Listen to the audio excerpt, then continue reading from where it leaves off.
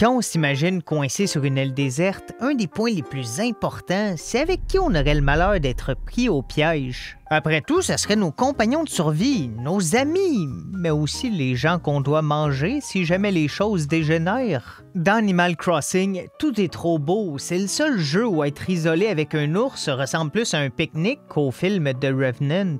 Et avec 413 villageois répartis dans 35 espèces, aujourd'hui je vais trancher, littéralement, lesquels seraient les 30 plus comestibles, que ce soit en termes de goût, de valeur morale ou même de facilité à éliminer. Quoique bon, ici les animaux sont dans leur forme humanoïde, donc est-ce qu'un tigre est vraiment plus menaçant qu'une poule avec une hache? Ah, et je précise, aucun animal a été maltraité.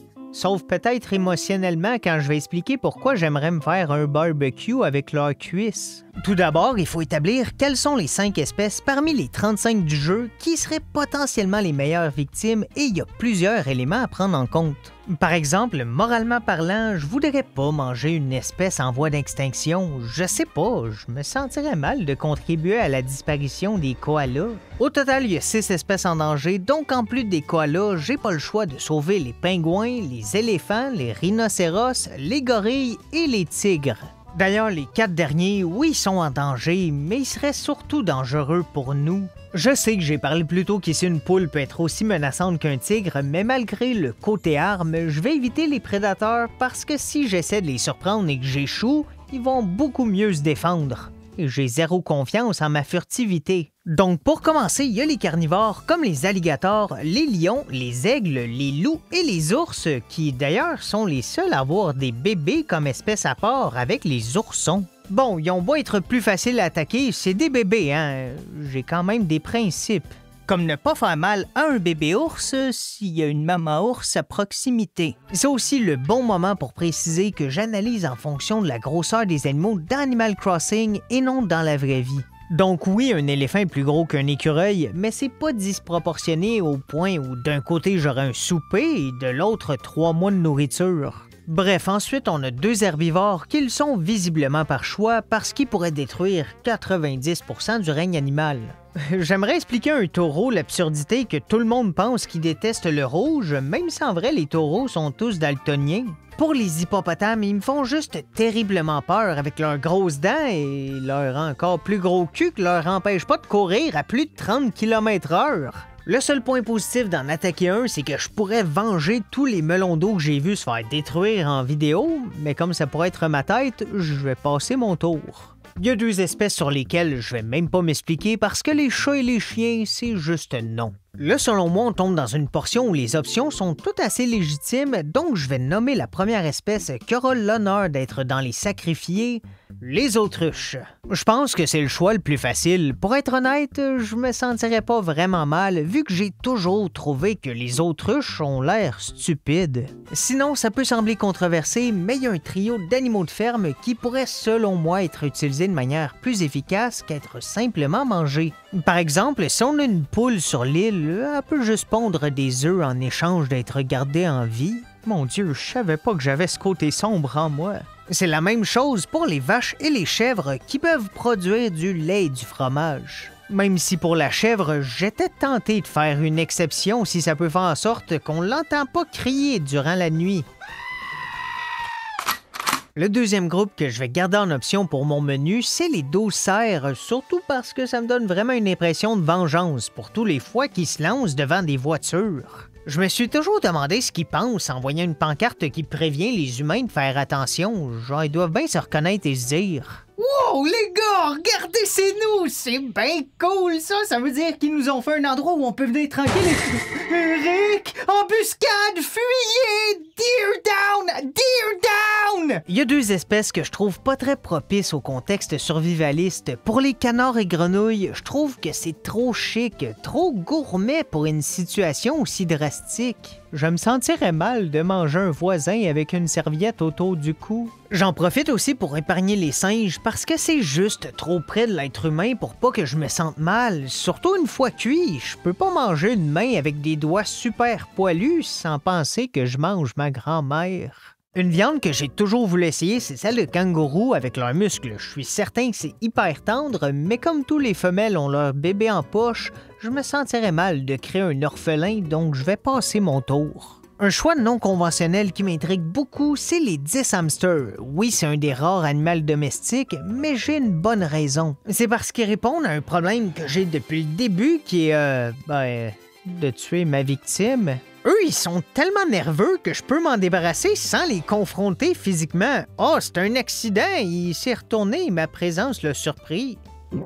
Le couteau a probablement pas aidé. En plus, si je suis chanceux, ils vont avoir des réserves de nourriture dans leur bouche. C'est un bon bonus, sauf si t'es allergique aux arachides. Sinon, il y a 3 espèces qui, selon moi, ont juste pas l'air appétissantes. Les fourmiliers, je sais pas, on dirait que dans ma tête c'est sale, c'est mental, mais est-ce que je voudrais vraiment manger quelque chose qui mange des fourmis? En plus, en les gardant sur l'île, ils vont se nourrir de fourmis que moi je voudrais pas de toute façon, c'est une bouche de moins à nourrir. Et une bouche de plus à embrasser. Les oiseaux sont super durs à tuer parce qu'ils peuvent s'enfuir en volant et pour les souris, on dirait que ça m'intéresse pas. Mis à part quelques exceptions dont je vais parler plus tard, il y a mieux. Le cochon est un animal qui en théorie devrait être unanime. Tu sais, bacon, saucisse, jambon, c'est le petit déjeuner idéal, mais honnêtement, j'aimerais ça leur donner une pause. Ils l'ont tellement pas eu facile depuis toujours, et comme ils sont super intelligents, je suis certain qu'ils pourraient être un bon allié. Les pieuvres, tant qu'à moi, peuvent amener une variété très cool au menu, comme c'est le seul fruit de mer, donc je vais les garder, surtout qu'ils se pensent intelligentes parce qu'ils sont capables d'ouvrir un pot, mais joke on you! Allez, tu vaux mieux qu'un foutu poulpe! Ça nous laisse 4 espèces pour une seule place, donc je vais sauver les lapins parce qu'ils sont mignons et les écureuils, eux, pour la simple et bonne raison qu'ils sont trop nerveux. Ils ont toujours l'air de croire que tout le monde veut les attaquer. Et bon, dans ce cas-ci, c'est vrai, donc bravo, mais il serait dur à surprendre. Entre les chevaux et les moutons, je pense que je vais garder les moutons. Je sais pas, on dirait que je connecte plus avec un cheval et bon, les moutons ont juste l'air plus appétissants dans Animal Crossing. Ça aide pas non plus que les chevaux peuvent être thérapeutiques et je serais juste trop gêné pour demander aux moutons leur laine afin de me faire un manteau, comme m'a dit mon grand-père. Vaut mieux tuer que demander.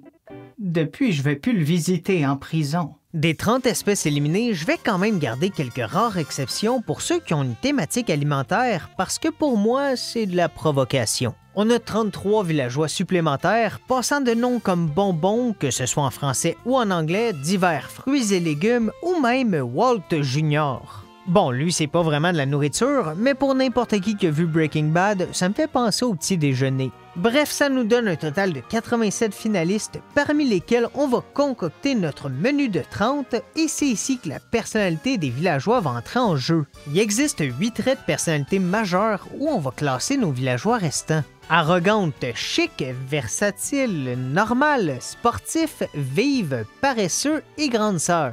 De base, il y en a un que je vais épargner directement, j'ai pas le choix, parce que qui voudrait manger sa grande sœur? Ok, ça sonnait mieux dans ma tête. Si je suis content d'éviter Hazel et son mono-sourcil, je vais être franc, Clarabelle était la villageoise que je voulais le plus manger. Et genre le mélange parfait de hot dog, frites et burgers, je suis certain que quand elle transpire, ça sent le cholestérol.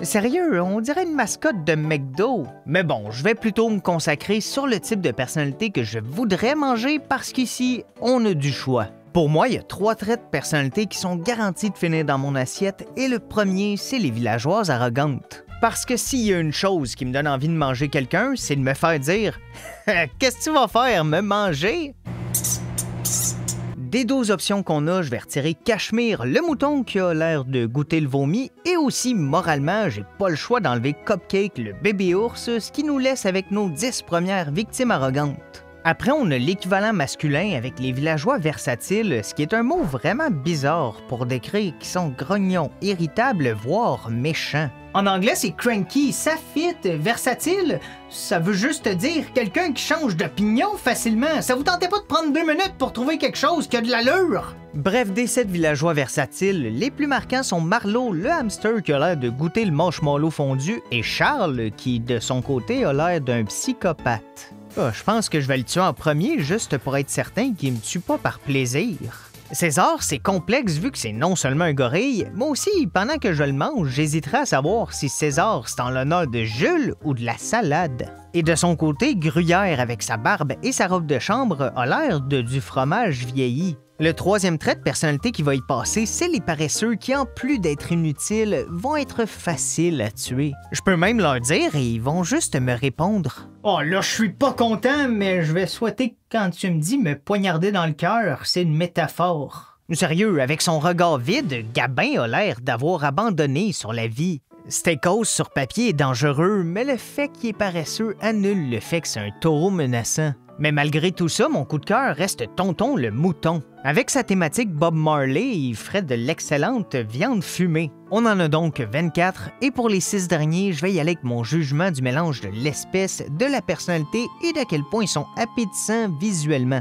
Par exemple, pour Pietro le clown mouton, j'ai pas vraiment envie de croquer dans 2 kilos de maquillage. Non, Apple le hamster vif est mon premier choix. Je sais pas, il a le nom, il a l'air succulent avec sa couleur, mais surtout, je suis un grand fan du petit côté dodu des hamsters. C'est une des raisons pourquoi je suis triste de devoir me passer de gluten le hamster, parce que son nom sonne beaucoup trop comme du gluten. J'ai peur de me sentir ballonné. Mon deuxième ajout, c'est Ketchup le canard, et il s'appelle Ketchup. Est-ce que j'ai vraiment besoin d'expliquer mon choix? Meringue le rhinocéros est mon choix le plus risqué, mais je peux pas passer à côté. Elle a l'air tellement bonne. Je suis prêt à prendre le risque, quitte à mourir poignardé par une fraise. Par contre, je vais devoir refuser les 2 éléphants Tia et Che qui sont des liquides. C'est pas vraiment bon à manger, ça sirote. J'ai pas envie de siroter des éléphants. Cheddar, la souris chic, est probablement le villageois qui a l'air de goûter le meilleur. Je suis même pas coincé sur une île et j'ai quand même envie de le grignoter. Karen le mouton porte non seulement le nom Karen, mais aussi un chandail melon d'eau, ce qui veut dire que de toute façon, ses chances de survie sont de 0%. Si sur l'île, il y a un hippopotame. Et pour finir, ça sera pas les 2 robots qui sont riches en fer, non, ça va être Jambon, le cochon sportif. Son nom en français est juste parfait, Jambon. Je me demande c'est quoi en anglais. Bon, ben, on va s'assurer de le manger en français, hein? Je veux pas vivre le reste de ma vie avec le traumatisme d'avoir eu du Kevin de coincé entre les dents.